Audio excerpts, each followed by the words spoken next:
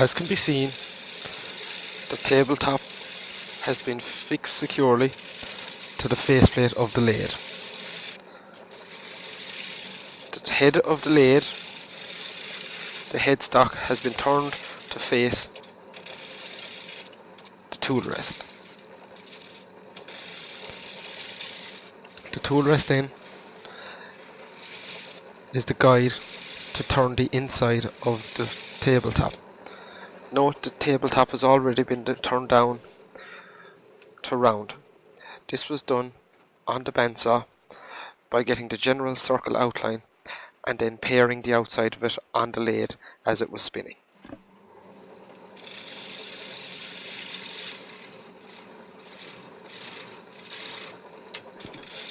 Note the tool that I am using is the bowl gouge, and the tool rest is positioned directly in the center so I can work from the outside to the inside.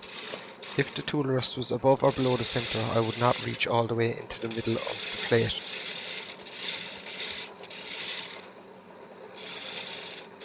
Notice my hand is pressed firmly up against the tool rest and running along it. I have a firm control grip of the tool as it moves in from the outside and back out again.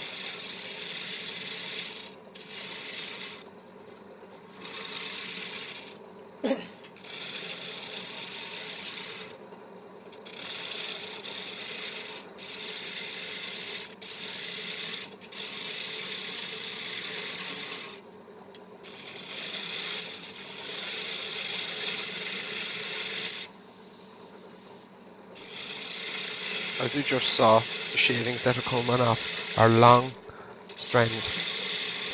This shows that the angle is correct and that you're getting the bevel to rub along the edge of the tool rest and pare the bowl or the plate correctly. If this was not the case, you would have chips rather than strands. This will save your tool in the long run.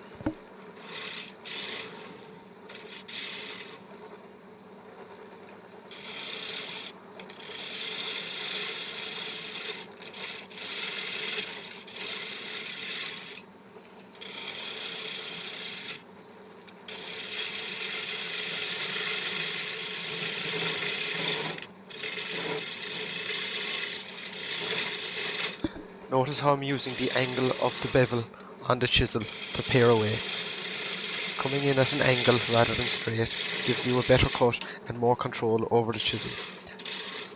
This chisel gives long strands, which we are looking for to create the indent under which will be our wind tabletop.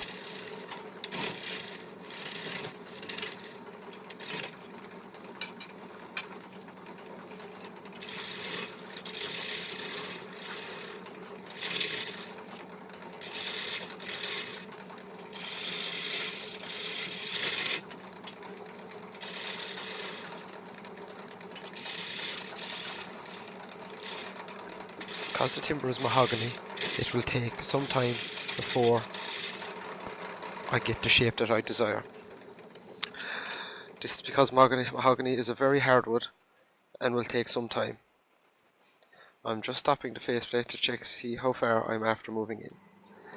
After I have my in-depth distance got, I can use the parting tool to smoothen what I have done. This will save me sanding in the second process.